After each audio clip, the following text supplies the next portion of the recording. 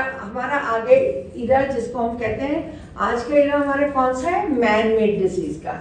जितने भी आप लाइफस्टाइल डिजीज कहेंगे, लाइफस्टाइल डिजीज के लिए हम सब रिस्पॉन्सिबल हैं, राइट, क्योंकि हमारा लाइफस्टाइल है, आपका लाइफस्टाइल है, मिलजुल के टोटल लाइफस्टाइल बनाता है। तो this is an era of degenerative and man made diseases, तो जिसको कि हम नॉन कम्युनिकेबल डिजीजेस कहते हैं। तो इस पीरियड में मोर्टेलिटी डिक्रीज स्लैकन तो हो जाता है, पर then there is a decrease of infectious diseases. आज की तारीख में अगर आप देखेंगे तो आप ऐसे ये भी सवाल पूछेंगे कि मैडम अभी पेंडेमिक आके गया है, डॉक्टर पेंडेमिक आके गया है। पेंडेमिक आते रहेंगे जाते रहेंगे, परंतु इसके लिए हमारी सिस्टम की प्रिपेयर्डनेस, मेरी आपकी प्रिपेयर्डनेस, एक दूसरे की जानकारी, आज की तारीख में हम स्कूल एम्बेसडर्स की बात करते हैं, उनको प्रिपेयर करना, मेरे को, आपको, सबको आगे जाके सब लोगों के साथ चर्चा करना ये बहुत ज़रूरी है करके। कैंसर है, ओरल कैंसर है, क्योंकि ये 3 कैंसर की चर्चा इसलिए मैंने की क्योंकि इनको हम आयुष्मान आरोग्य मंदिर, जो कि हेल्थ एंड वेलनेस सेंटर, जो कि हमारा आखिरी मील का पत्थर है, हम वहाँ पे उनको मतलब बेसिकली डिटेक्ट कर सकते हैं। और हमारे पास में फ्रंटलाइन वर्कर्स हैं जिनको हम 3 एज कहते हैं, आशाज, आंगनवाड़ी वर्कर्स और हमारी एएनएम्स। आशाज और आंगनवाड़ी वर्कर्स हमारे फील्ड में काम करते हैं, लगभग 1000 की पॉपुलेशन में काम करते हैं। तो मेजर हमारे कार्डियोवास्कुलर डिजीजेस हैं cancer, chronic obstructive respiratory disease, diabetes and cardiovascular diseases. जैसे कि मैंने बताया हाइपरटेंशन किसी ना किसी को है। तो आज की तारीख में हम कॉमन सुन रहे हैं कोविड के बाद पर्टिकुलरली कि किन लोगों की सडनली डेथ हो गई। अब सडनली डेथ कोविड की वजह से हुई कि वाकई में ज़्यादा एक्सरसाइज के ऊपर से हुई या वो वैसे ही वल्नरेबल थे। तो ये बहुत चीज़ें जो है ये ध्यान में रखने वाली हैं। और बेसिकली आप देखेंगे कि नॉन कम्युनिकेबल डिजीज, यानी कि पर्टिकुलरली 4 डिजीज की तो मैंने बात की है, इसमें स्ट्रोक वगैरह आप ऐड कर दें। नॉन कम्युनिकेबल का मतलब है वो मेरे और आपसे जाएगा नहीं। ये अलग बात है कि हमारा जेनेटिक प्रीडिस्पोजिशन भी होता है करके। तो हमारी जो है लगभग हम 74% डेथ्स जो वर्ल्ड में होती हैं नॉन कम्युनिकेबल डिजीजेस जो हैं 41 मिलियन, यानी कि 410 लाख, 1 मिलियन का मतलब है 10 लाख।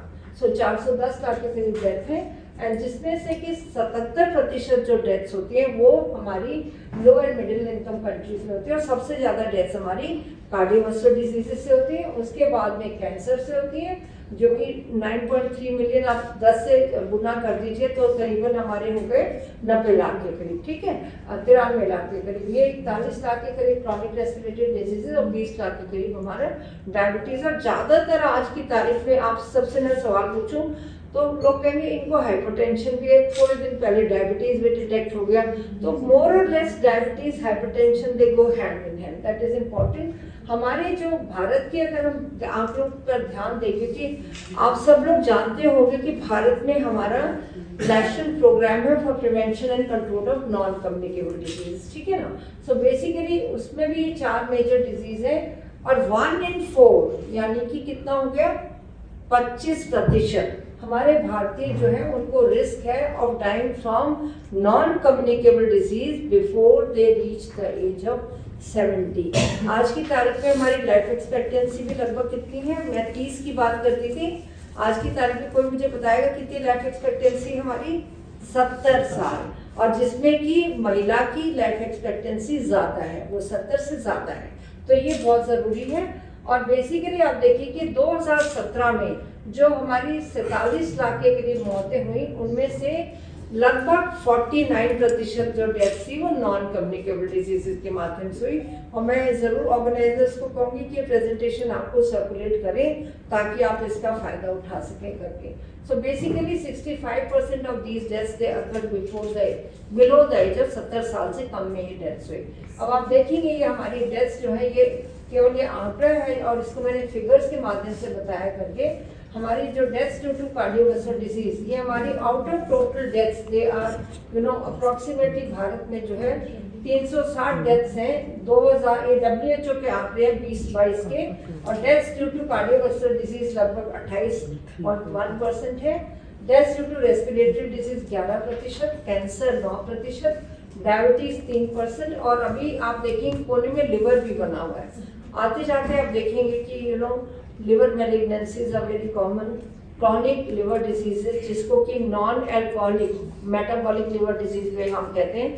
और आप देखेंगे इंडियंस में एक टिपिकल बात है, हमारे में सेंट्रल ओबेसिटी है, यानी कि काफ़ी आप भारतीय लोगों का देखेंगे पेट निकला हुआ है, तो उनको ये वल्नरेबल बनाता है to basically chronic liver diseases which can be non alcoholic. ज़रूरी नहीं कि, परंतु ये हमारा सेडेंट्री लाइफस्टाइल है, इसके ऊपर मैं बहुत जल्दी आऊँगी करके।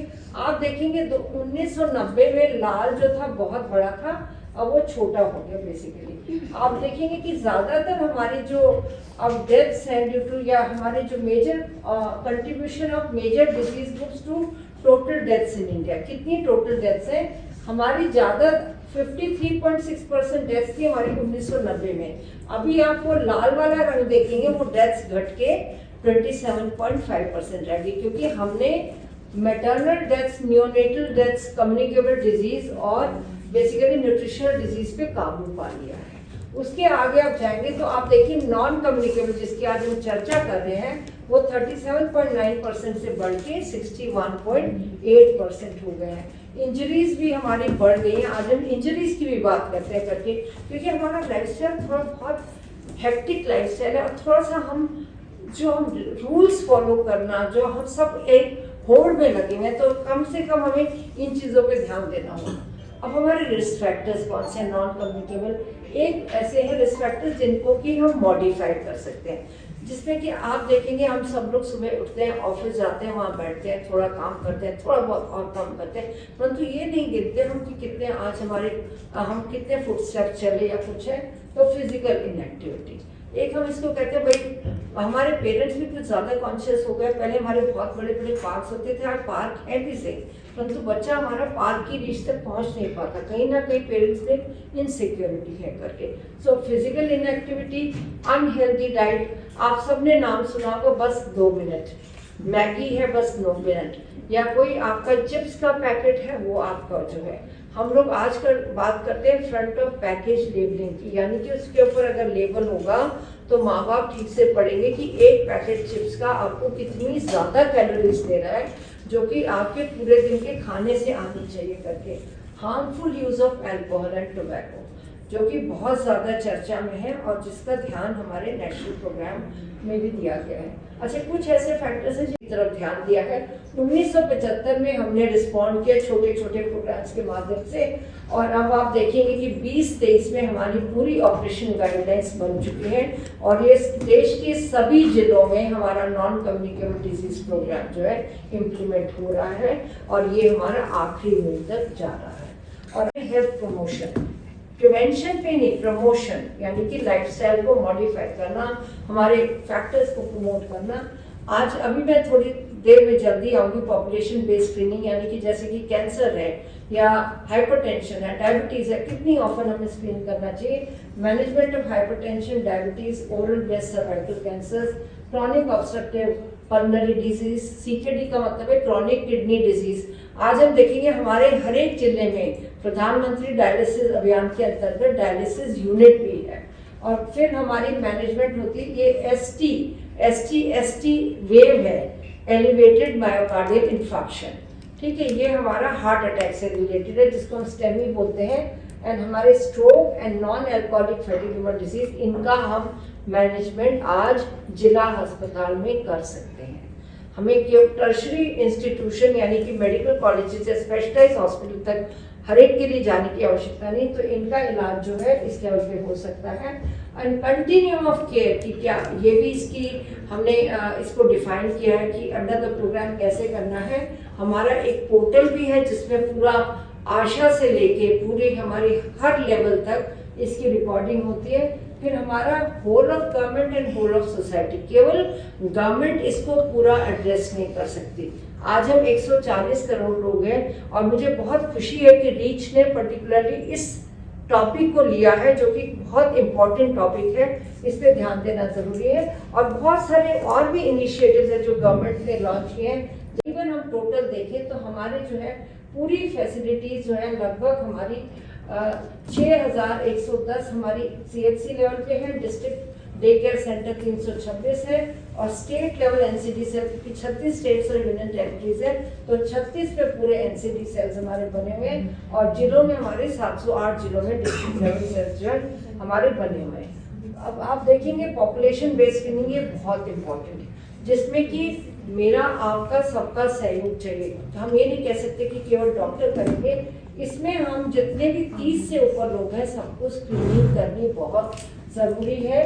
और इसमें जो है बेसिकली स्क्रीनिंग कौन करेगा, हमारे ट्रेन फ्रंट एंड वर्कर्स हैं, जिसको कि हम आशा एएनएम करते हैं विद रेफरल सपोर्ट। ऐसा कि नहीं हमने डायग्नोज कर दिया छोड़ दिया, उसके बाद में उसका मैनेजमेंट होना भी बहुत ज़रूरी है। तो आप जब नीड क्रिएट करेंगे, नीड को फुलफिल करना भी ज़रूरी है। तो जैसे कि मैंने बताया ये Ayushman Bharat health and wellness centre, जिसको कि आयुष्मान आरोग्य मंदिर हम कहते हैं, वहाँ पे बेसिकली जो है इसकी आखिरी नीड का पड़ाव है। आखिरी नीड का पड़ाव तो हमारी कम्युनिटी है, जहाँ की आशा जाती है वो भी हमारी एक चेकलिस्ट भरती है, जिसको कि हम कहते हैं कम्युनिटी बिहेवियर। हमारा बिहेवियर असेसमेंट चेकलिस्ट क्या है, so how much time I am left 5 minutes. Okay, so guidelines already बनी हुई है।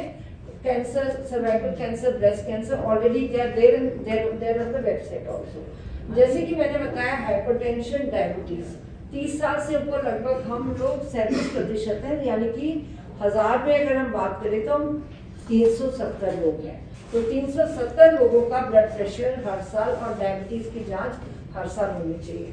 Breast cancer, oral cancer, cervical cancer सबकी जांच जो है 5 साल में एक बार मिनिमम होनी चाहिए। और ये उम्र क्या है, 30 से 65 साल। तो ये आपको ये ध्यान में रखना है करके। So this is the frequency of screening. Then we go further, ये मैंने आपको जो बताया है करके। तो 37% से ऊपर पॉपुलेशन है, 37% पॉपुलेशन जो 30 साल से ऊपर है, तो 370 लोगों की हम बात करते हैं। हम मेन हमारे 188 होंगे और विमेन हमारी 182 होंगी। हाइपरटेंशन और डायबिटीज हम सबको जांच करेंगे। ओरल कैंसर 370, यानी कि औरतों में भी और मर्दों में भी। ओरल कैंसर किसी को भी हो सकता है। ब्रेस्ट और सर्वाइकल कैंसर 182 में, जो कि केवल हमारा जो है औरतों में ही होगा। सो ये हमारा एनुअल एस्टिमेट है, तो ये जांच करना जरूरी है। आप देखेंगे प्राइम मिनिस्टर जन आरोग्य योजना के अंतर्गत हमारे अपवर्ड रेफरेंस भी है, जो आभा आईडी हर एक की क्रिएट होती है। तो जहां से भी वो डिटेक्ट हुआ वो ऊपर चला जाएगा करके, और ऊपर से नीचे भी, यानी कि हमें ये भी देखना है कि वो ट्रीट होके वो फाइनली कहाँ पे मैनेज होगा। टर्शरी हॉस्पिटल इतना ज़्यादा लोग नहीं ले सकते, तो ये बहुत ज़रूरी है हमें देखना।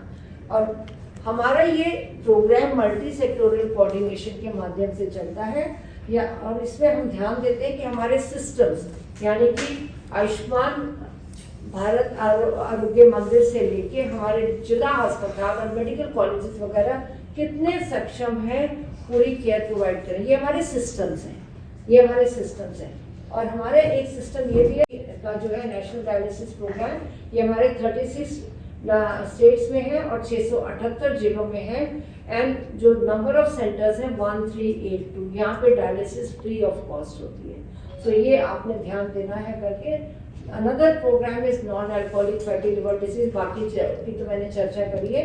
या आप देखेंगे हमारे जो हेल्थ मिनिस्टर हर्षवर्धन जी, जिन्होंने गाइडलाइंस लॉन्च की थी। और रिमेंबर कि ये हमारा कम्युनिटी से प्रोग्राम शुरू होकर हमारा डिस्ट्रिक्ट लेवल हॉस्पिटल तक जाता है।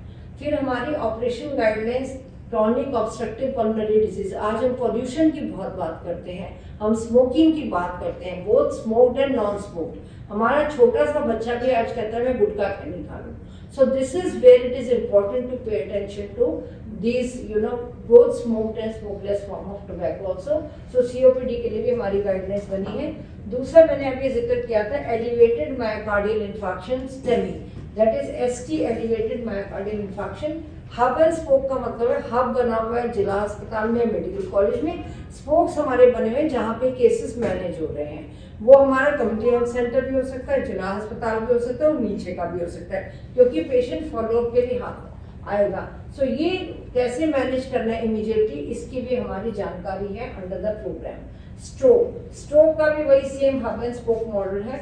और आप देखेंगे धीरे धीरे, पहले हम बहुत कम लोगों की बात करते थे, आज हम बहुत ज़्यादा लोगों की बात करते हैं कि इसको लकवा मार गया। So this is where it is important to look from that perspective कि क्यों मार गया, क्योंकि बेसिकली हमारे बाकी डिजीज जो है डायबिटीज़, हाइपरटेंशन काफ़ी अधिक मात्रा में, तो हमें इस पर ध्यान देने की ज़रूरत है। अब हम जाते हैं टुवर्ड्स, आज हम बीमारी की तरफ बात नहीं करते या हम बात नहीं करते ट्रीटमेंट की, हम बात करते हैं फ्रॉम इलनेस टू वेलनेस। तो हमारी preventive health care checkup, screening, followup और का बहुत ज़्यादा महत्व है। एंड हमें प्रोमोटिव हेल्थ केयर की बात करनी है, यानी कि eat right, fit India movement, yoga and wellness centre की। एंड 42 कैलेंडर डेज हैं जो हम कहते हैं ना, world hypertension day, no smoking, no tobacco day, हमें इस तरह से 42 कैलेंडर डेज हैं, उनको ज़रूर ऑब्जर्व करना है। और मैं रीच को कहूँगी कि ये 42 के 42 दिन जो हमारे कैलेंडर में दिए हुए हेल्थ कैलेंडर गवर्नमेंट के, आप ज़रूर सेलिब्रेट करें और उसकी रिपोर्ट आप सबके साथ में शेयर करें, ताकि ये एक सबको प्रेरणा देता है कि किस तरह से सही माध्यम से हमने करना है। और आप देखेंगे कि आज के हमारे स्कूल के बच्चे भी एक हमारे हेल्थ एम्बेसडर बन चुके हैं। तो स्कूल हेल्थ में हम प्रमोशन करते हैं, यानी कि growing up healthy, emotional wellbeing and mental wellbeing also, that is important. आज की तारीख में कहते हैं फलाने बच्चे ने सुसाइड कर लिया, फलाना बच्चा डिप्रेशन में चला गया। तो ये सब चीज़ें, इंटरपर्सनल रिलेशनशिप उसकी कैसे हैं, वैल्यूज़ क्या वो जानता है, पेरेंट्स हमारी बात करते हैं वैल्यूज़ की, बच्चे हमारे क्या वो बात करते हैं वैल्यूज़ की, क्या टीचर्स हमारे वैल्यूज़ की बात करते हैं, जेंडर इक्वालिटी यानी कि बराबरी मेल और फीमेल में किस प्रकार की है, nutrition, health and sanitation, prevention of alcohol and substance abuse, promotion of healthy lifestyle. फिर हमारा जो रिप्रोडक्टिव है, आज हमारी बच्ची स्कूल जाती है, क्या वो जब उसको पीरियड्स आते हैं सुविधा है स्कूल में, क्या वो अच्छे से वॉश कर सके या उसको सैनिटरी नैपकिन हम सेफ दे सके। और फिर safe security against violence, that is also important. And promotion of safe use of internet, that is important. आपके मोबाइल में आता है करके कि बेसिकली किस तरीके का आपका स्क्रीन टाइम है। तो मैं अब इसको यहाँ पे मैं समाप्त करूँगी। ये हमारी promotive strategies under the program, so eat right movement and all this. So ये हमारा बेसिकली मोटा मोटा जो है नॉन कम्युनिकेबल डिजीजेस के विषय में है। तो आपको ये ख्याल रखना है कि बर्डन ऑफ डिजीज क्या है, हमारे पास में किस तरह की प्रिवेंटिव और प्रोमोटिव स्ट्रैटेजीज उपलब्ध हैं। आज की तारीख में ये प्रोग्राम सभी जिलों में है, ये आपने देखना है।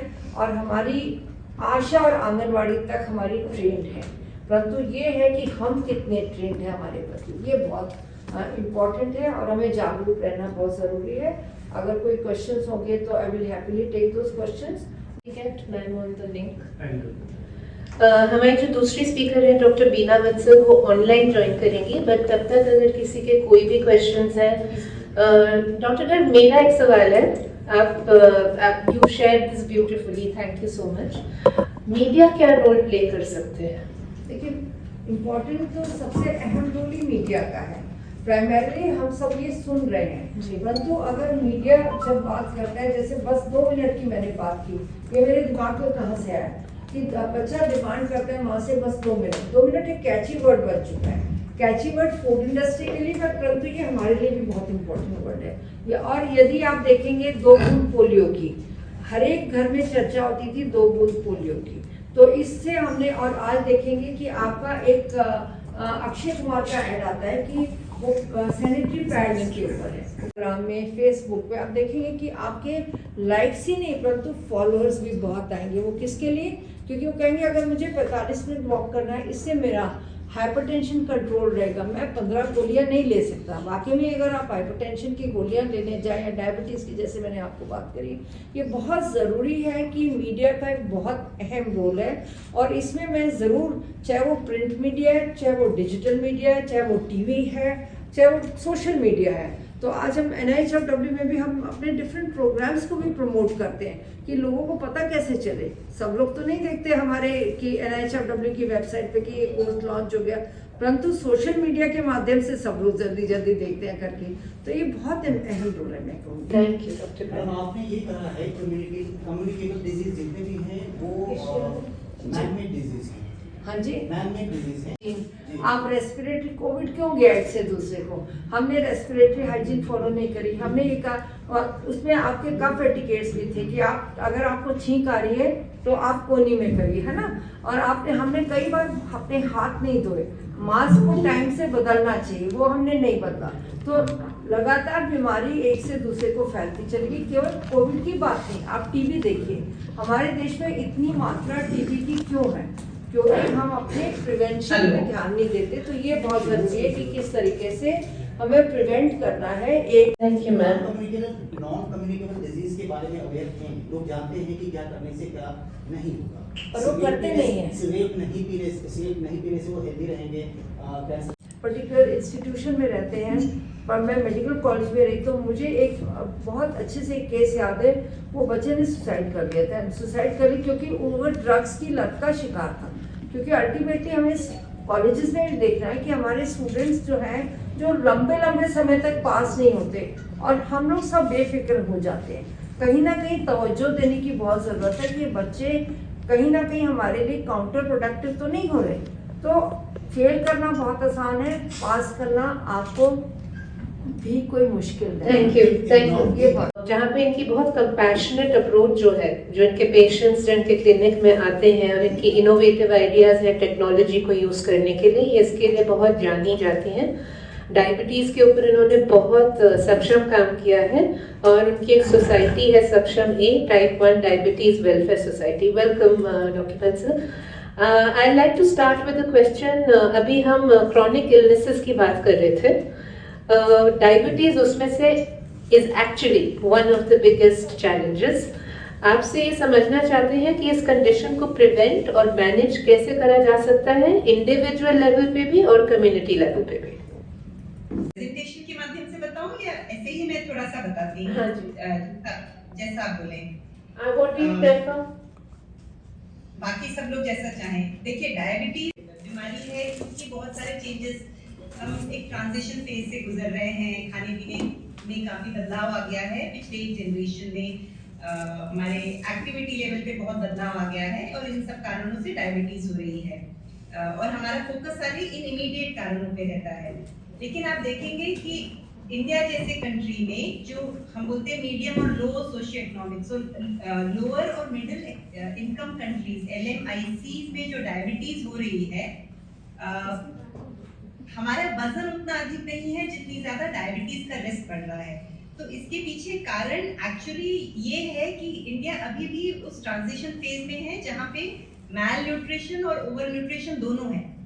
हम अभी डुअल मैल न्यूट्रिशन, मतलब गरीबी अभी भी बहुत है और जो चेंजेस आ रहे हैं वो बहुत आ रहे हैं। तो एक बार मैं थोड़ा प्रेजेंटेशन के माध्यम से कोशिश करती हूँ। Yes, please. क्विकली है 4 नॉन कम्युनिकेबल डिजीज हैं: कार्डियोवैस्कुलर डिजीज, कैंसर, डायबिटीज और क्रॉनिक रेस्पिरेटरी डिजीज। मतलब हार्ट की बीमारियां, कैंसर्स, डायबिटीज और सांस की बीमारियां, ये 4 डिजीज जो है लगभग 60% डेथ का कारण है।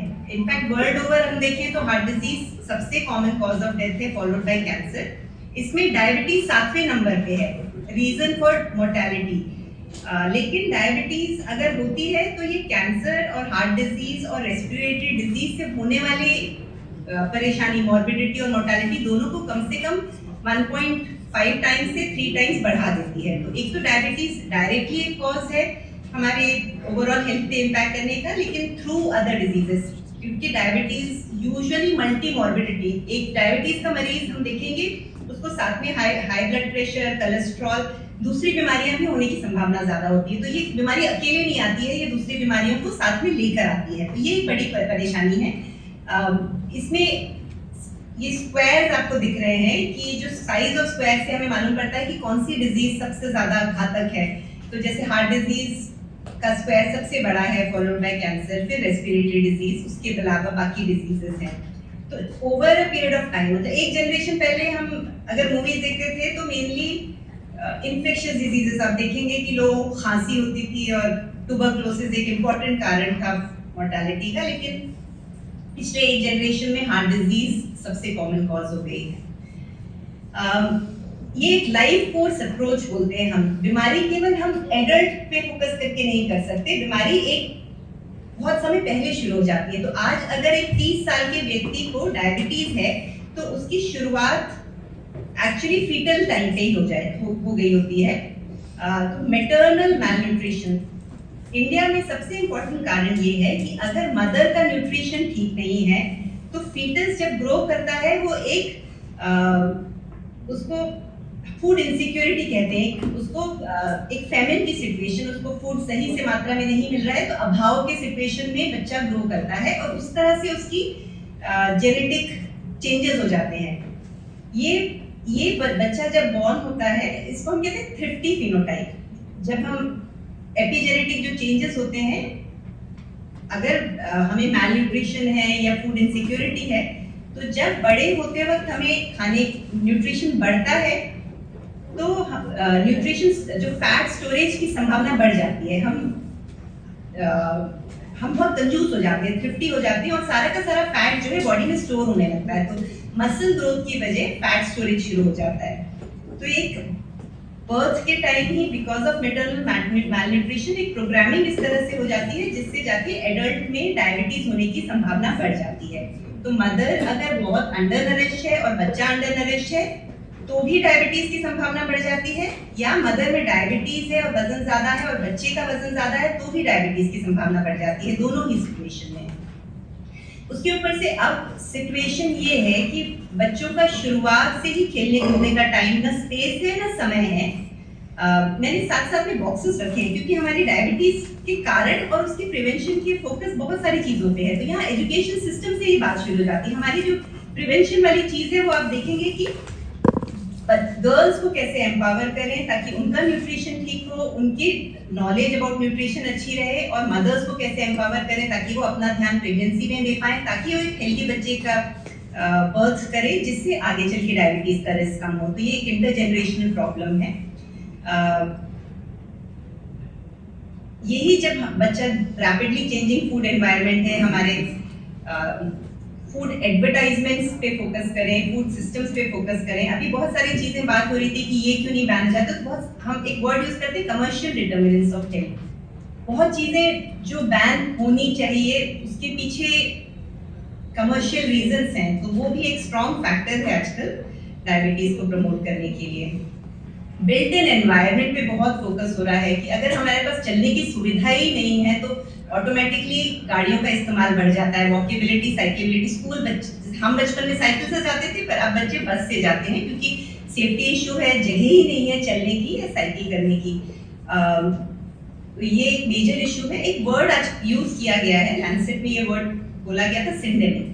तो जब हम डायबिटीज प्रिवेंशन की बात करते हैं, नॉन कम्युनिकेबल डिजीजेस हम देखें तो 3-4 चीजें हम साथ साथ में डिस्कस कर रहे हैं। एक्चुअली अगर हम क्लाइमेट चेंज पे ध्यान दें, पॉल्यूशन पे ध्यान दें, जेंडर इक्वालिटी पे ध्यान दें, तो साथ ही साथ हम नॉन कम्युनिकेबल डिजीज प्रिवेंशन की बात करते हैं। तो एक्चुअली ये एक मल्टी प्रॉन्ड अप्रोच हो जाता है और इन 3-4 कंडीशंस को हम सिंडेमिक कहते हैं, साथ चलने वाले पैंडेमिक्स। तो एक सिंडेमिक का कंसेप्ट भी इस बहाने आता है कि आप जब बिल्ट इन एनवायरनमेंट पे फोकस करते हो, ओवरऑल क्लाइमेट पे फोकस करते हो, जेंडर इक्वालिटी पे फोकस करते हो, तो ऑटोमेटिकली साथ में नॉन कम्युनिकेबल डिजीज पे भी फोकस आने लगता है। तो जब जैसे मैंने कहा थ्रिफ्टी फिनोटाइप है, इंडिया में जब अंडरवेट बेबी है और बाद में उसको ज्यादा चिकनाई मिलता है तो वो चिकनाई गलत जगहों पे जमा होने लगती है, जैसे कि लिवर पे। ये जो एक्टोपिक फैट है, गलत जगह का चिकनाई है, ये मेटाबॉलिकली एबनॉर्मल होता है। इसकी वजह से इन्फ्लेमेशन, जैसे कहीं हमें चोट लगती है तो इन्फ्लेमेशन होता है, व्हाइट ब्लड सेल आते हैं, वैसे ही जब fat deposition liver, pancreas, muscle में होता है तो वहाँ इन्फ्लेमेशन होने लगता है और वो बाद में स्कारिंग या फाइब्रोसिस डैमेज करने लगता है। तो मेजर कारण ये है कि फैट गलत जगहों पे जमा हो रहा है। पैनक्रियाज में जमा हो रहा है तो डायबिटीज, और जब ब्लड वेसल्स के अंदर जमा हो रहा है तो वहाँ पे वो ब्लॉकेजेस करने लगता है थ्रू स्क्लेरोसिस। और ये हार्ट की वेसल्स में जब होता है, हार्ट की वेसल्स को हम बोलते हैं कोरोनरी वेसल्स। तो कोरोनरी आर्टरीज में जब ये ब्लॉक होता है तो उससे फिर हार्ट अटैक की संभावना बढ़ जाती है। तो ये जो हार्ट डिजीज अल्टीमेटली आप देखेंगे शुरुआत बचपन में या मदर के ही न्यूट्रिशन से शुरू हो गई। पूरी बीमारियां इंटरजेनरेशनल या लाइफ कोर्स अप्रोच है। इसी तरह जब जो वेसल्स ब्रेन को सप्लाई करती हैं वहां ब्लॉकेज आता है तो स्ट्रोक हो सकता है। तो हम डायबिटीज आजकल, ये जो रीसेंट सर्वे पब्लिश हुआ था, ICMR द्वारा स्पॉन्सर्ड था, ICMR इन डाइट स्टडी हम कहते हैं, उसमें देखा गया है कि 10 से 12% है डायबिटीज। अर्बन शहरों में ज्यादा है अभी भी गांव के मुकाबले, लेकिन बहुत तेजी से हर पॉपुलेशन में बढ़ रही है, अक्रॉस ऑल स्ट्रेटा, पुअर में भी और रिच में भी। तो प्रोजेक्टेड जो लगभग 100 मिलियन के ऊपर लोग हैं जिनको डायबिटीज है, 136 के ऊपर लोग हैं जिनको प्री डायबिटीज है, मतलब इनको आगे, अब ये वाली जो पॉपुलेशन है प्री डायबिटीज वाली, ये रिस्क पे है डायबिटीज होने के। 300 मिलियन के करीब ब्लड प्रेशर है, वजन, कोलेस्ट्रॉल, ये बीमारियां भी 200 to 300 मिलियन लोगों को प्रोजेक्टेड है। तो ये सारी कंडीशंस मिलके हमारे हार्ट डिजीज का रिस्क बढ़ाते हैं। ये इकोनॉमिकली एक थोड़ी डिफिकल्ट कंडीशन है, क्योंकि अब डायबिटीज एक बार हो गई तो लंबा इलाज चलता है। एक सर्वे के अनुसार एक आम आदमी का लगभग 5,000 रुपए पर महीना का खर्चा आता है, दवाइयाँ, टेस्ट और डॉक्टर विजिट मिला के। बहुत सारे लोग जिनको डायबिटीज है उन्हें पता ही नहीं होता। अभी भी 50% लोग, अगर उन्हें डायबिटीज है तो उन्हें नहीं मालूम है कि उन्हें डायबिटीज है, और ये भी एक समस्या है क्योंकि बीमारी के कोई लक्षण नहीं होते। तो ये एक सर्वे है जिसमें देखा गया कि लगभग $400 से $500 इंडिया में डायबिटीज का खर्चा आता है। डायबिटीज का अगर सही से इलाज ना हो तो लंबे समय में आगे चल के कॉम्प्लिकेशंस होने का डर रहता है, जैसे कि किडनी पे, आंखों पे या पैरों पे। ये कॉम्प्लिकेशंस हम प्रिवेंट कर सकते हैं, लेकिन एक बार हो गए तो हम रिवर्स नहीं कर सकते, और एक बार ये कॉम्प्लिकेशंस आ जाते हैं तो खर्चा एकदम बहुत बढ़ जाता है। अगर किडनी डिजीज है और डायलिसिस की जरूरत पड़ी तो खर्चा 20,000 रुपए पर महीना, ट्रांसप्लांट की जरूरत पड़ी तो 5 से 7 लाख रुपए का खर्चा, और उसके बाद दवाइयों का 10,000 रुपए महीना।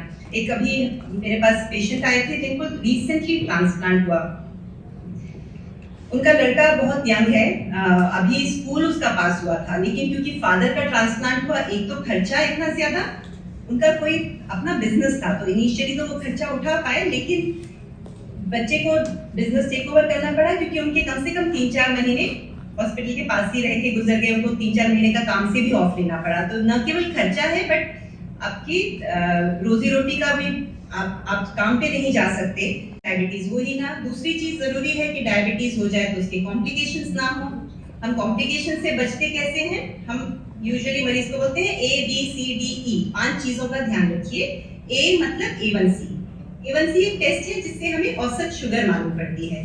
तो शुगर अच्छी अगर हम कंट्रोल रखें खाने पीने के माध्यम से, एक्सरसाइज के माध्यम से, और आजकल बहुत इफेक्टिव दवाइयां हैं उनके माध्यम से, तो हम कॉम्प्लिकेशंस प्रिवेंट कर सकते हैं, आंखों की, पैरों की, नसों की, और बहुत सारे खर्चे से बाद में बच सकते हैं। D यानी ब्लड प्रेशर, C यानी कोलेस्ट्रॉल, हमें तीनों चीजें कंट्रोल में रखनी है। D और E डाइट और एक्सरसाइज। तो ये जानकारी होते हुए और बहुत अच्छी दवाइयां होते हुए भी ऐसा क्यों है कि अभी भी बहुत सारे लोग कॉम्प्लिकेशन से ग्रस्त होते हैं? इन जनरल टाइप 2 डायबिटीज अगर है इंडिया में, अगर 30 साल 40 साल के व्यक्ति को टाइप 2 डायबिटीज हुई है तो उसकी life around on an average 10 साल कम हो जाती है। टाइप 1 डायबिटीज में लाइफ 20 से 30 साल घट जाती है। उसके बहुत सारे कारण हैं। आपको क्या लगता है, डायबिटीज 100 लोगों को है तो उसमें से कितने लोग कंट्रोल में रहते हैं? ज्यादातर लोग कंट्रोल रहते हैं, मतलब ये जानते हुए, समझते हुए कि शुगर कंट्रोल करना है, ब्लड प्रेशर कंट्रोल करना है, कोलेस्ट्रॉल कंट्रोल करना है। केवल 1/4 व्यक्ति स्टडीज में देखा गया है कि वो कंट्रोल में है।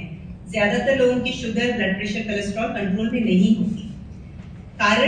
एक कारण ये है कि आधे लोगों को पता ही नहीं है कि उन्हें बीमारी है। जब तक वो चेक नहीं करेंगे, स्क्रीनिंग नहीं होगी, तो इसके लिए हेल्थ लिटरेसी मीनिंग प्रोग्राम्स की सख्त जरूरत है। ये एक प्रिवेंशन वाला स्टेप हो सकता है, क्योंकि बीमारी में कोई लक्षण नहीं होते। हम ये नहीं वेट कर सकते कि हम तकलीफ होगी तभी टेस्ट कराएंगे।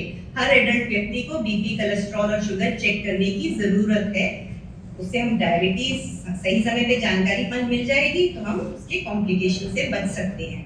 हम रोज डील करते हैं कि कैसे उन्हें समझाएं कि शुगर कंट्रोल करना जरूरी है।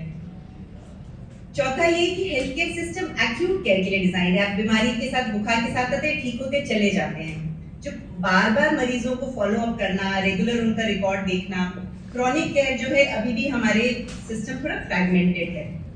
तो तो कुल मिला के बहुत सारे तरीके हैं। मैंने एक छोटा सा मैप डाला है, किसी ने ये मैपिंग करी कि आप कारण डालते जाओगे और प्रिवेंशन वाले, तो एक पूरा एक मैप बन जाता है जो बहुत कॉम्प्लेक्स है। तो हमें एक सिस्टम बेस्ड अप्रोच की जरूरत है। डायबिटीज इतनी complex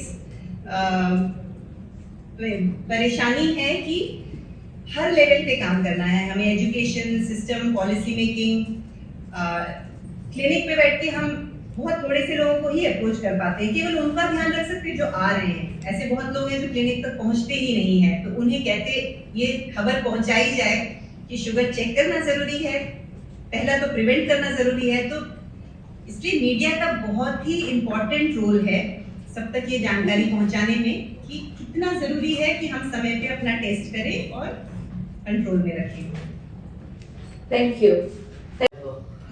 I have been dancing since the age of 4 और मतलब घर में हम लोग मेरा जो रियाज का रूटीन था 2 घंटे से लेके जैसे हम बड़े होते गए 7 घंटा 8 घंटा, और बहुत ही हेक्टिक लाइफ है। There is also stress, but my mother is very overweight but she doesn't have diabetes, she is on a borderline, but I've had diabetes for almost now 10 years and sugar, and all it is below 200, it's around 160. I do take my medicine and still I'm dancing, and I have a very hectic life, very physically active life. One of the factors, as I said, it's a very complex thing. So sedentary lifestyle being one of the important factors in general at a population level. However, we inherit some risk, and there are some epic changes which happen when we are in the womb, for example. Nutrition early on. It seems that first 100 days of life or first 1000 days of life determines much of the diseases in the future, even before that. So there is an intergenerational thing here, plus stress, pollution. I mean, the factors are so many, it is so complex. So I was focusing on maybe 80% of the patients are still because of sedentary lifestyle and overnutrition, but there are people who are very, very healthy. We have people, sports people coming with diabetes. So definitely there is a genetic And how is diabetes also related to cancer? Ma'am, we'll take one last question after this because I know Pratap sir has to go. Yes. Type 1 और type 2 अगर पहले से ही उनको diabetes है, अगर एक किसी female को टाइप 1 डायबिटीज एक ऑटो इम्यून डायबिटीज होती है, टाइप 2 डायबिटीज जो है जो ज्यादातर लोगों में मिलती है, लेकिन केवल प्रेगनेंसी के दौरान शुगर अगर बढ़ती है तो उसे हम कहते हैं जेस्टेशनल डायबिटीज।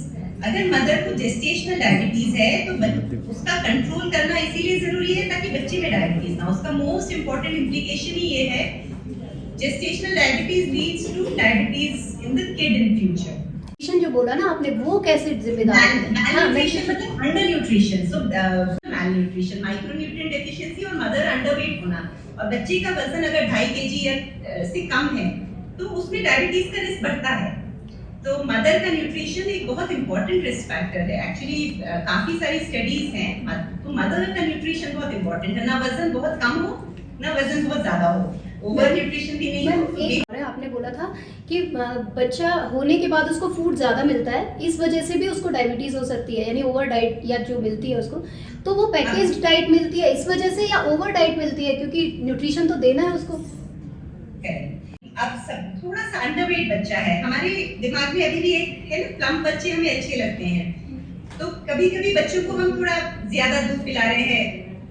बहुत सारी मदर्स क्या है, वो ब्रेस्ट फीडिंग के टाइम बच्चा का वजन नहीं बढ़ रहा है इसलिए फॉर्मूला फीड देने लगते हैं। बहुत कॉमन प्रैक्टिस है, ज्यादातर लड़की है तो वजन नहीं बढ़ रहा, बच्चा दुबला है, उसको दूध पूरा नहीं हो रहा है, वो एक बहुत इंपॉर्टेंट कारण है। अगर बच्चा थोड़ा वेट कम है, उसका धीरे धीरे ही वेट बढ़ना है। बहुत तेजी से अगर वेट गेन होता है फर्स्ट 5 इयर्स की एज में, तो एक एम्स की ही स्टडी है लॉन्ग टर्म की, जिन बच्चों का वजन पहले लो था लेकिन बढ़ा तेजी से, उनमें भी डायबिटीज का रिस्क बढ़ता है। तो उतना हमें पुश करके वेट बढ़ाने की जरूरत नहीं है। स्पेशली 6 महीने के पहले एक्सक्लूसिव ब्रेस्ट फीडिंग बहुत स्ट्रांगली रिकमेंड करना है, इवन इफ बच्चा दुबला है। आप देखो कि ब्रेस्ट फीड बच्चे थोड़े दुबले रहते हैं, जबकि अगर हम फॉर्मूला फीड देते हैं तो वो थोड़ा प्लम्प हो जाते हैं और हमें लगता है कि हेल्दी है बच्चा, बट वो हेल्थ का साइन नहीं है। रावी थी तो बहुत सारे ट्विटर पे इंफॉर्मेशन शेयर करती थी, तो हमने बहुत सारे लोगों को जोड़ के सब सारी और आप देखिए कि जो सोशल नीड, सोसाइटी की नीड इस तरह से थी कि उन लोगों ने वो कॉलम सबसे अधिक वायरल होता था।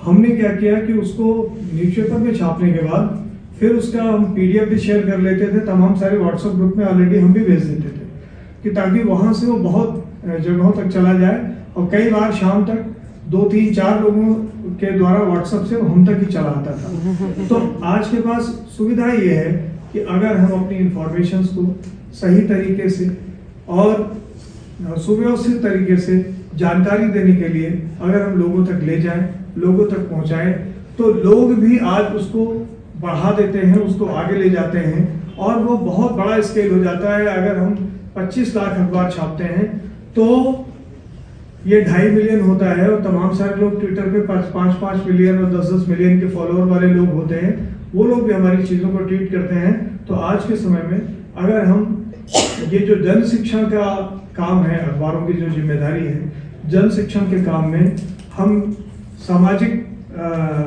तौर पे लोगों को जोड़ के इस जन शिक्षण के काम को मल्टीप्लाई कर सकते हैं। आप सब कुछ पूछ जी सर, मैं बहुत संक्षेप में एक सवाल जानना चाहता हूँ। जैसे आपने कहा कि आजकल ओवर इन्फॉर्मेशन का ज़माना है और जानकारी अक्सर दो धारी तलवार भी कहलाई जाती है, ज़्यादा हो तो मुश्किल, कम हो तो मुश्किल।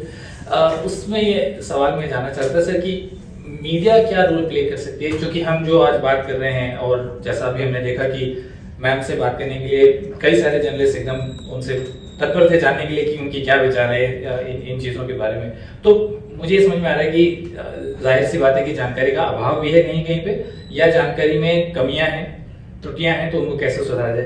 तो मैं ये जानना चाहता सर कि आपके नज़रिए में मीडिया का क्या रोल हो सकता है, कैसे मीडिया इन्फ्लुएंस कर सकती है पब्लिक पॉलिसीज और प्रोग्राम्स को, खासकर NCDs की अगर हम बात करें तो। एक ऑब्वियस चीज़ है, सबसे पहली चीज़ तो ये है कि हमारे पास एक व्यवस्था हो कि जो हेल्थ देख रहा है, जो भी हेल्थ रिपोर्टिंग कर रहा है, कोई भी किसी भी वीक की रिपोर्टिंग कर रहा है, उसका उस वीक में इंटरेस्ट हो, वो चीज़ें पढ़ता हो, वो चीज़ें जानता हो। मैं अपने साथियों से भी कहता हूँ, जो इंटर्न होते हैं उनसे भी कहता हूँ, और जो मैं कैंपस में इंटरव्यू करने करीब 20 साल तक अलग अलग कैंपस में जाता रहा पहले, तो मैं उन बच्चों से भी आखिरी जब उनका एक इंडक्शन में वही उनके सिलेक्शन के बाद करता था, तो उनसे भी एक ही चीज़ कहता था और एक उदाहरण के साथ कहता था। उदाहरण ये था कि मेरा बेटा जो 4-5 साल का था, तो तब उसने, अब तो 25-26 साल के हैं, तो उसने एक दिन अपनी माँ से कहा कि पापा रात में दफ्तर क्यों जाते हैं। तो बोला कि रात में दफ्तर जाते हैं पैसे कमाने के लिए। बोला पैसे कमाने के लिए दफ्तर जाने की कोई ज़रूरत नहीं है। पैसे कमाने के लिए एक हमको कार्ड ला दो, एक जाना पड़ता है। मैं पापा के साथ बाइक से गया था, उस कार्ड में एक मशीन है, मशीन में 4 नंबर डालने होते हैं, 4 नंबर डाल दो और पैसे आ जाते हैं। उस बच्चे को, 4 साल के बच्चे को ये नहीं पता था कि ये उसमें ATM में पैसे कहीं से रखे गए। उस रखे जाने के कारण वो पैसे उसके पिता को मिलते हैं। तो जो नॉलेज, जो इंफॉर्मेशन है, अगर हमने कुछ डिपॉजिट ही नहीं किया है, तो अगर मैं रिपोर्टर हूँ और मैंने कोई इंफॉर्मेशन डिपॉजिट नहीं है मेरे पास, तो जो मैं फिर उसके बाद प्रोड्यूस करूँगा तो गलत जानकारियाँ, चाहे मैं पल्स पोलियो के बारे में लिखूँ, NCD के बारे में लिखूँ, कोविड के बारे में लिखूँ, तो एक तो सबसे पहली जिम्मेदारी हमारे अपने ऊपर है। तो now I am running a YouTube channel Healthopedia, so everything is about health. और देश के जो बेहतरीन एक्सपर्ट्स हैं वो सबके सब उस पर इंटरव्यूज होते हैं डिटेल्स में, काफी डिटेल में। बट प्रॉब्लम ये है कि नवभारत टाइम्स में जो हम थे, हमने स्टार्ट करते एक अलग से पेज जस्ट जिंदगी, शायद आपने भी देखा होगा, इट्स क्वाइट पॉपुलर। वहाँ पे हम कोई भी टॉपिक लेते थे, फुल पेज स्टोरी, और बहुत डिटेल में करते थे। बहुत डिटेल मींस बहुत डिटेल। की बातें आ रही है, जैसे मलेरिया 2030 का है, TB 2025 है, HIV एड्स का है। तो ये जो है कम्युनिकेबल डिजीज जो है हम लोगों ने काफी हद तक कंट्रोल कर रही है। Now we can control the hypertension, क्योंकि बहुत सी पॉपुलेशन को हाइपरटेंशन के बारे में पता ही नहीं होता है। और this initiative was taken by ICMR in support with the Ministry of Health and Family Welfare, और ट्रीटमेंट हो जाए। नेक्स्ट, सिमिलरली जब हार्ट अटैक्स की होती है, तो एक जो है मिशन दिल्ली के नाम से एम्स के साथ एक प्रोजेक्ट स्टार्ट किया है कि बाइक से जो है इमीडिएटली जो है कैसे जल्दी से जल्दी जो है हम लोग हार्ट की जो अगर अटैक किसी को होता है उसको टेक केयर कर सकते हैं। फिर सिमिलरली कैंसर को नेशनल कैंसर रजिस्ट्री प्रोग्राम है जो मॉनिटरिंग करता है अक्रॉस डिफरेंट स्टेट की कैंसर का बर्डन क्या है। नेक्स्ट, अब connecting science with the society, ये तो हमने बताया डिजीज के बारे में, एनसीडीज के बारे में, लेकिन how the media can play a role. अभी हम लोग बात कर रहे थे, हमने बहुत सारे जो है टर्म्स नोट भी किए हुए हैं, जैसे इस्केमिक हार्ट डिजीज की बात है, मायोकार्डियल इंफार्क्शन है, तो बहुत सारे ऐसे जार्गन्स हैं जो जनरली समझ नहीं पाते, मीडिया नहीं समझता है या कॉमन मैन नहीं समझ सकता है। तो how the media people, journalist, they can play important role for connecting science with the society है।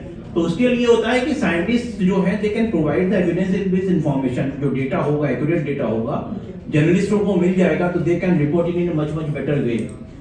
टाइम से मिल जाना चाहिए, that is also very important कि टाइमली इंफॉर्मेशन मिल जाएगा। आज डेंगू आउटब्रेक हो रहा है, HIV एड्स हो रहा है, टाइम पे जो इंफॉर्मेशन मिल जाए तो that becomes very very important. Miss information, अभी मैडम बता रही थी, डॉक्टर प्रियंका का नाम था ना शायद, Priyanka, she was highlighting about the misinformation. तो misinformation and disinformation दो चीजें होती हैं। मिस इन्फॉर्मेशन होती है कि हमने इन्फॉर्मेशन आपको सर्कुलेट कर दी, व्हाट्सएप फॉरवर्ड किया, हमें नहीं पता सही है गलत है, लेकिन दैट इज इनकरेक्ट। डिसइंफॉर्मेशन होती है हमें पता है गलत है, फिर भी हम भेज रहे हैं उसको आपको, दैट इज डिसइंफॉर्मेशन। तो ये बहुत बड़ा सीरियस प्रॉब्लम था कोविड के टाइम पे भी। बहुत सारी miss information, alcohol P low आपका जो है वायरस मर जाएगा, या आप ये मत करो वो मत करो, या काढ़ा पीना शुरू कर दो, लोगों ने काढ़ा बहुत सारा पी लिया।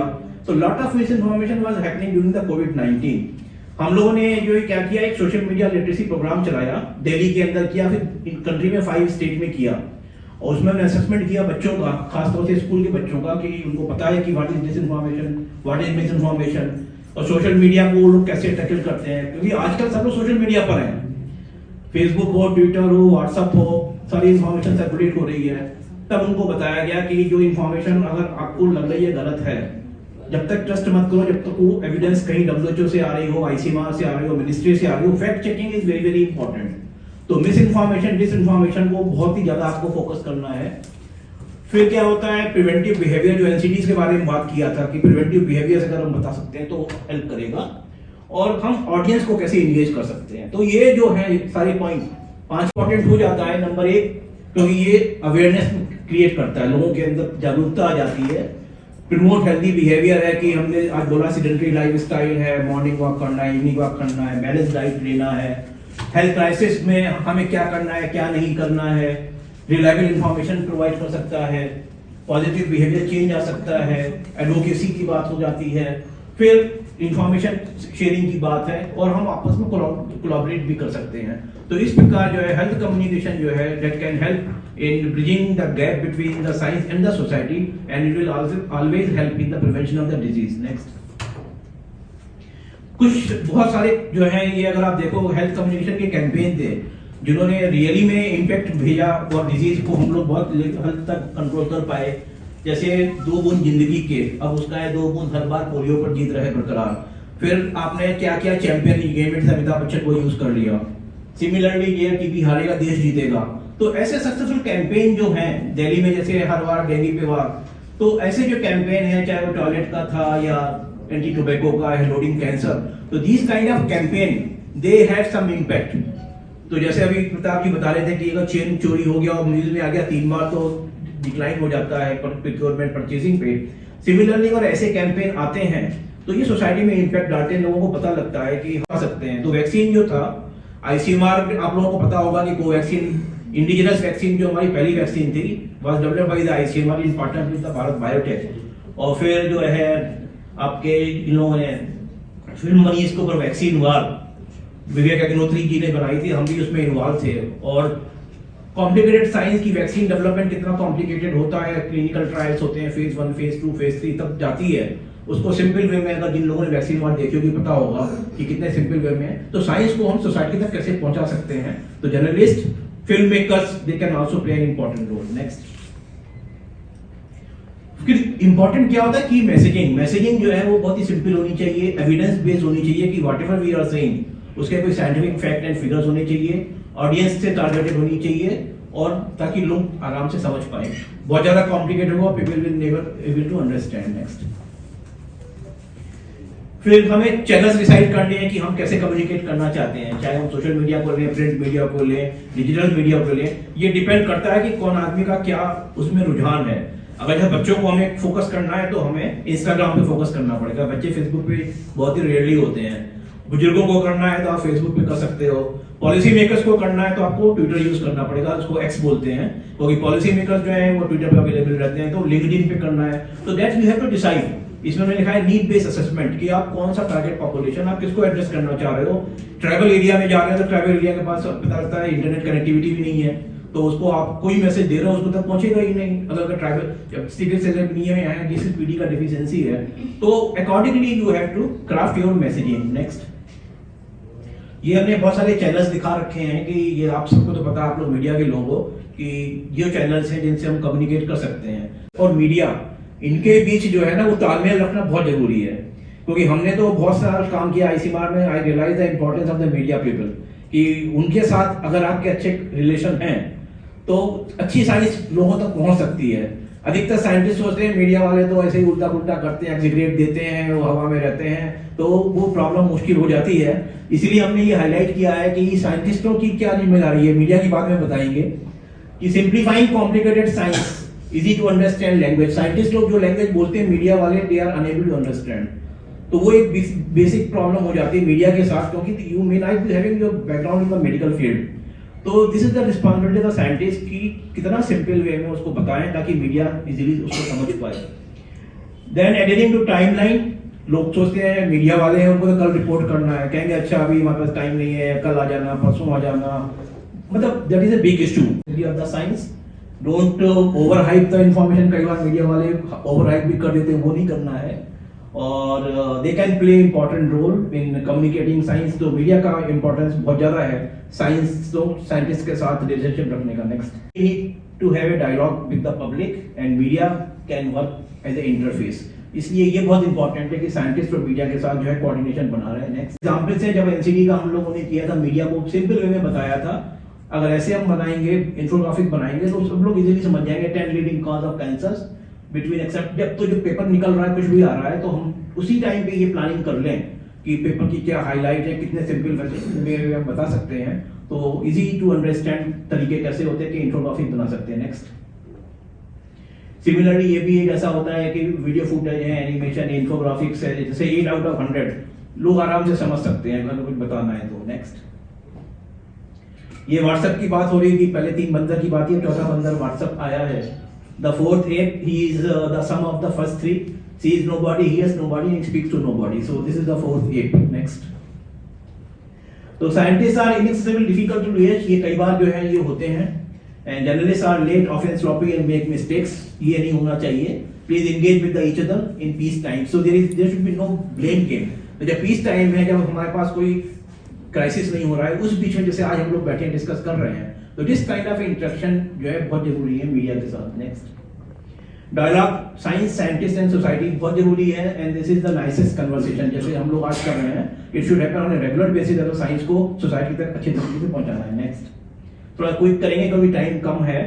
ये हम लोगों ने ICMR में इनिशिएटिव लिया था कि जर्नलिस्टों को हम लोग अपने लैब में लेके गए थे, तो 30 जर्नलिस्ट, टॉप जर्नलिस्ट दिल्ली के थे, जिनको NIV पुणे ले गए, हम NIN हैदराबाद लेके गए, so that they can understand कि साइंस कैसे होती है और फिर प्रॉपर अच्छी रिपोर्टिंग कैसे कर सकते हैं। नेक्स्ट, तो scientist can themselves can communicate, different channels हैं, यूट्यूब है, सिंपल ब्लॉग कर सकते हैं, ओपन लिख सकते हैं। नेक्स्ट, क्विक करना है थोड़ा, science done in secret helps no one, हम अकेले अगर लैब में भी काम कर रहे हैं, अगर सोसाइटी में नहीं पहुंच रहा है तो that is of no use. Next, तो this is the last some of कि अगर हम साइंस कर रहे हैं और मीडिया के साथ अच्छा हमारा इंटरेक्शन है, अच्छा कम्युनिकेट करते हैं, तो डिजीज एलिमिनेशन में हेल्प करेगा, सर्वेलेंस में हेल्प करेगा, प्रिवेंशन में हेल्प करेगा। चाय हमें 10-15 मिनट में मिलेगी, उससे पहले Mayank, over to you. Fellowships are very important और मयंक हमें आज थोड़ा सा विद इन लाइक 5-6 मिनट्स थोड़ा समझाएंगे कि क्या क्या अपॉर्चुनिटीज हैं, आप लोग जरूर सुनिए और शेयर करिए अपने सर्कल्स में। विद चेन्नई, लेकिन अभी हम पूरे देश में काम करते हैं, and at least 14 states, and I mean शुरुआत वहां से किया एंड आज हम यहाँ पे। So we primarily work on tuberculosis, but as sir explain कि टीबी एक स्टैंड अलोन इशू नहीं है, बीमारी नहीं है। उसके साथ साथ जब कोमोर्बिडिटीज जब जुड़ जाती हैं तो वो उस बीमारी को और ज्यादा खतरनाक बना देती है। तो डायबिटीज हो गया, मेंटल हेल्थ हो गया, हाइपरटेंशन हो गया, तो इसलिए हम सेगवे करते हैं एनसीडीज के ऊपर, नॉन कम्युनिकेबल डिसीजेस, जो कि भारत में आप देख रहे हैं कि पहले आपने पिछले एक प्रेजेंटेशन में देखा कि किस तरीके से 35% से 55% की कंट्रीब्यूशन ऑफ डेथ्स हमने देखा है नॉन कम्युनिकेबल डिजीजेस का। Now moving on very quickly gonna say कि हमारा मेनली हम कैटेगराइज कर सकते हैं हमारे वर्क को 4 भागों में। पहला, कम्युनिटीज को हम एम्पावर करते हैं। टीबी चैंपियंस के बारे में सर ने बताया, जिसको टीबी की बीमारी हुई है उसको फिर ट्रेनिंग मिली और आज वो कम्युनिटीज को काउंसलिंग प्रोवाइड करते हैं, सपोर्ट प्रोवाइड करते हैं और हर तरीके की जानकारी देते हैं उनको। उसके अलावा हम उनको डायरेक्टली भी सपोर्ट करते हैं प्राइवेट सेक्टर में या लाइक और भी जगहों पे उनके घरों में जाके उनसे बात करके उनको सारा काउंसलिंग वगैरह प्रोवाइड कराते हैं। इंडस्ट्रीज और मतलब प्राइवेट सेक्टर्स अगेन लाइक सब लोग मिलकर जब साथ में काम करते हैं सो दैट लाइक कहीं पे भी कोई क्रैक मौजूद ना हो, जहाँ पे कि कोई भी हमारा पर्सन जो कि टीबी की बीमारी से जूझ रहा है वो उस क्रैक में कोई मिस ना हो। So and improving public understanding. Now this is the most important part जो कि मैं यहाँ पे आप लोगों के साथ साझा करने वाला हूँ कि हम किस तरीके से लोगों में, सर ने अभी बड़े साफ शब्दों में बोला कि मीडिया का रोल सबसे ज्यादा इंपॉर्टेंट है and awareness is the most crucial thing. And awareness के अलावे मतलब लोगों को अगर पता ही नहीं रहेगा बीमारी के बारे में तो फिर आगे की बातें तो बात नहीं होंगी, right? So this is our impact. Like 1 सालों में हमने कुल मिलाकर 5 लाख लोगों को सपोर्ट प्रोवाइड किया। सो आवर इम्पैक्ट लाइक हमारा स्कोप बहुत ज्यादा लाइक काफी ज्यादा लोगों के साथ हम मिलते हैं, बात करते हैं, सपोर्ट प्रोवाइड करते हैं। सो आई मीन इम्पैक्ट काफी ज्यादा है। So we really want you as a like as journalist to like kind of also. लेकिन ये 5 लाख 2 लाख इनफैक्ट अगर आप देखें कि हम कितने लोगों को सपोर्ट पहुंचा सके हैं, कितने लोगों को जानकारी पहुंचा सकते हैं। अगर हम हमारी 5 लाख की इम्पैक्ट है तो आप लोगों का तो सर्कुलेशन ही 5 लाख होता है। तो मतलब आप अगर स्केल की बात करें ना तो मीडिया का I mean there is no comparison, right? So this is the reason why we have very important like our engagement with all the journalist. ठीक है, 2011 से हम मीडिया फेलोशिप प्रोग्राम प्रोवाइड कर रहे हैं बिकॉज वी अंडरस्टैंड कि अगर हमको जनता जनार्दन को जागरूक करना है तो उसके लिए सबसे जरूरी चीज है कि हम मीडिया को के साथ एंगेज करें, राइट? तो उसके लिए हम काफी अलग अलग हमारे प्रोजेक्ट्स हैं, उसके थ्रू हम पहले टीवी के ऊपर फेलोशिप देते हैं, टीवी के अवार्ड्स देते हैं, राउंड टेबल्स जैसे कि अभी आज हम कर रहे हैं ऐसे प्रोवाइड करते हैं, ना सिर्फ दिल्ली में बल्कि अभी एनसीडीज के ऊपर हम पटना में भी कर चुके हैं पिछले महीने, फिर भुवनेश्वर में भी कर चुके हैं एंड आशा करते हैं आगे भी कई अलग अलग लोकल जर्नलिस्ट के साथ भी हम एंगेज करें। सो आई मीन हमारे साथ 5 प्रीवियस मीडिया फेलोज यहाँ पे सब लोग बैठे हुए हैं। परीक्षित हैं, प्रियंका जी हैं, प्रिया जी हैं, कैलाश जी बैठे हैं यहाँ पे एंड नरजिस जी वहाँ पे हैं। आज अभी वो हेल्थ कम्युनिकेशन पढ़ाते हैं आईएमसी में। सो लाइक मैं मीडिया फेलोशिप पे आऊंगा पर उससे पहले I really want to very quickly talk about one brief survey that we did. Okay, तो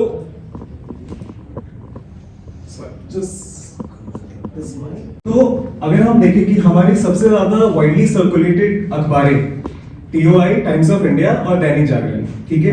तो इसके ऊपर हमने 2022 में 6 महीने का हमने एक पीरियड लिया और उसमें देखा कि कितनी अखबारें डायबिटीज, क्योंकि उस साल डायबिटीज का हम कर रहे थे, तो उससे पहले हमने ये सर्वे किया कि why it is important to engage local media. क्योंकि देखिए तो उसके लिए हमने जब सर्वे किया तो हमें पता चला कि कुल मिलाकर डायबिटीज के ऊपर 207 खबरें जागरण ने छापी और 51 खबरें टाइम्स ऑफ इंडिया ने छापी। पर अगर आप देखें इस चार्ट को तो आपको समझ में आएगा कि फीचर आर्टिकल्स, अब फीचर आर्टिकल्स की हम क्यों स्ट्रेस कर रहे हैं? क्योंकि फीचर आर्टिकल्स वो होते हैं जिनमें कि हमने डिफाइन किया फीचर आर्टिकल्स को ऐसे कि अगर वो ऑन ग्राउंड रिपोर्टाज हो एनसीडीज के ऊपर या डायबिटीज के ऊपर या किसी मेडिकल प्रोफेशनल से, डॉक्टर से आपने बात किया, उनकी राय ली, ठीक है, तो उनको हमने फीचर के ऊपर कैटेगराइज किया, ना कि सिर्फ अपनी बातें कहीं। सो देखा जाए तो कुल मिलाकर आधी खबरें जितने छापी हैं टीओआई ने उसमें उतनी उनकी फीचर आर्टिकल्स रहे हैं, ठीक है? या डॉक्टर्स ने बोला उनका ऑपरेट छापा, ठीक है, और जागरण का सिमिलर कंट्रीब्यूशन, माना कि वी अंडरस्टैंड कि बहुत सारी खबरें छापी, लेकिन उनका कंट्रीब्यूशन 20%, लाइक 1 में से 5 खबरें जो जागरण ने छापी वो हैं उनकी फीचर आर्टिकल्स। लेकिन लाइफस्टाइल खबरें, मतलब लाइफस्टाइल खबरें क्या है कि आपको क्या खाना चाहिए, क्या नहीं खाना चाहिए, सेब क्यों खाना चाहिए, अमरूद क्यों खाना चाहिए, ये तो मैं समझ सकता हूँ कि सारी अखबारों का या न्यूज ऑनलाइन न्यूज का ये भी होता है कि इतनी सारी न्यूज स्टोरीज भी फाइल करनी है, इतने सारे आई मीन हर एक पत्रकार के ऊपर ये प्रेशर भी रहता है मैनेजमेंट के ऊपर, हायर मैनेजमेंट की तरफ, कि आपको 3 खबरें 4 खबरें आपको दिन की फाइल करनी होती हैं।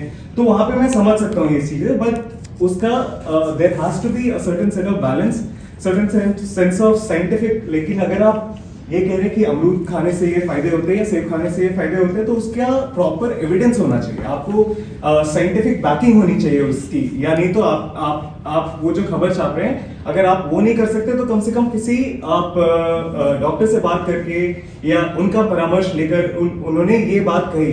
एज ए जर्नलिस्ट हम खुद नहीं कहते, right? I mean we report what is already there, या हम अगर जो बात कह रहे हैं उसकी प्रॉपर एविडेंस होनी चाहिए, एविडेंस बेस्ड रिपोर्टिंग करने की बात, that's what this fellowship is also about.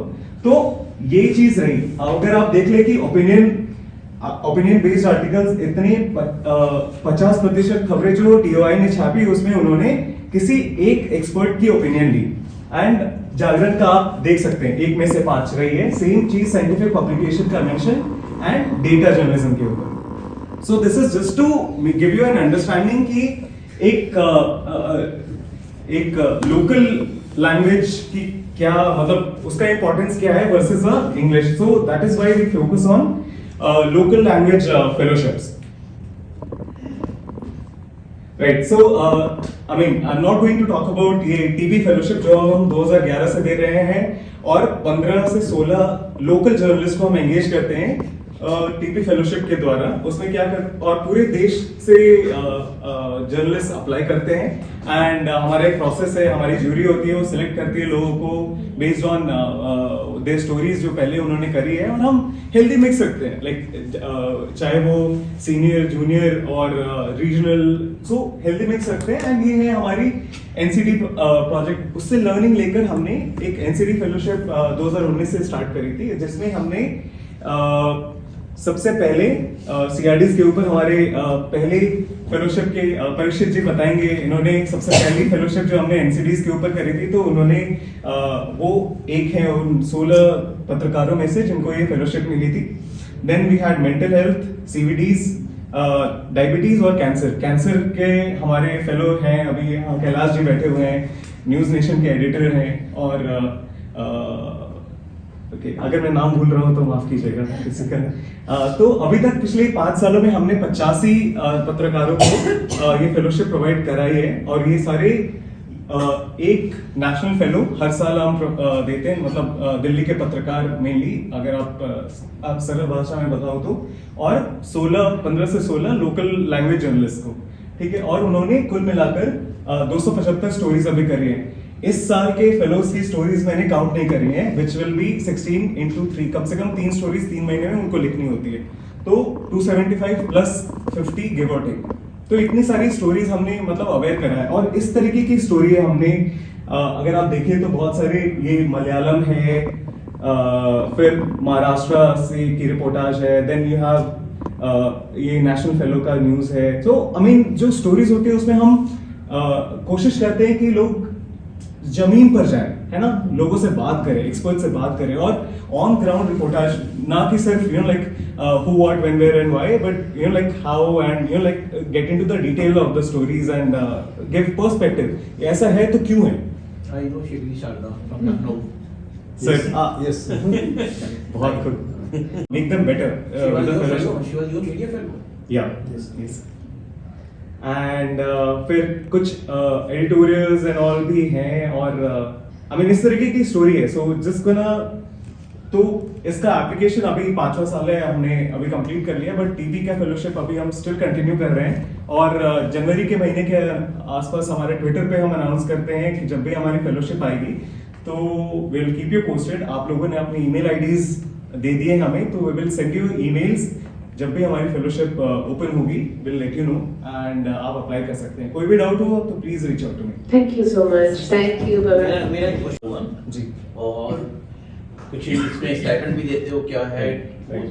So sir इस मीडिया फेलोशिप का स्ट्रक्चर यूं है कि हम मेनली लोकल लैंग्वेज जर्नलिस्ट को हम मीडिया फेलोशिप देते हैं, क्योंकि हमारा मानना यह है कि मेन क्या है कि इशू जो भी है वो information gap mainly I mean rural areas में ज़्यादा है। मैं डॉक्टर सुनीला गर्ग हूँ। मैं chair programme advisory committee national institute of health and family welfare जो कि policy think tank government of India का। देखिए, ये नॉन कम्युनिकेबल डिजीज़ आज के दिन में बहुत ही अहम मुद्दा है। यदि हम देखें भारत सरकार की ओर से या भारत की दृष्टि से, हमारे पास में करीबन 70% मौतें ऐसी जो नॉन कम्युनिकेबल डिजीज़ के द्वारा हो रही हैं। तो इस पे चर्चा करना बहुत ही ज़रूरी है और केवल हम चर्चा ही न करें परंतु इसके बचाव के कारण भी हम अमल में लाएं, ये भी बहुत ज़रूरी है। अवेयरनेस जो है आपकी हर लेवल पे है। अवेयरनेस आपकी स्कूल लेवल पे भी है, कॉलेज लेवल पे भी है, कम्युनिटी लेवल पे भी है। कम्युनिटी लेवल पे केवल अवेयरनेस ही नहीं, हम स्क्रीनिंग भी करते हैं। और अर्ली डायग्नोसिस एंड मैनेजमेंट दूसरा वो है, जब आप स्क्रीनिंग करेंगे केसेस निकल के आएंगे आपके, जो वो कैंसर के भी हो सकते हैं, वो डायबिटीज़ के भी हो सकते हैं, कार्डियक डिजीज़ के भी हो सकते हैं। तो उनकी जांच होना और उनका इलाज होना भी बहुत अहम है, जो कि सरकार भी कर रही है और प्राइवेट सेक्टर के माध्यम तो सफलता का रेशियो क्या है? देखिए, आप सफलता का रेशियो अगर हम कहेंगे बेसिकली, अगर आप रेगुलर डिजीज, मेन इंपॉर्टेंट है आपको उसके बारे में करेक्ट जानकारी होना। अगर आपके कोई डिजीज़ की आपकी जांच हो गई, यानी कि हम मधुमेह या डायबिटीज़ की बात करें या हम उच्च रक्तचाप की बात करें या हम कार्डियक डिजीज़ की बात करें, जांच के बाद में उसका इलाज हुआ और उसकी ट्रीटमेंट, आपको डिजीज़ को कंट्रोल में रखना है। यानी कि आपने अभी देखा एक A1C की बात हुई थी। A1C क्या बताता है कि आपका शुगर 3 महीने तक कैसा रहता है। डॉक्टर आपको सभी एडवाइस देते हैं, हेल्थ केयर वर्कर भी देते हैं, अपनी डाइट को कंट्रोल में रखिए, अपनी एक्सरसाइज करिए, अपनी दवाई ज़रूर लेनी है। आपका जो एडहेरेंस रेट है लगभग आपका 99 से 100%।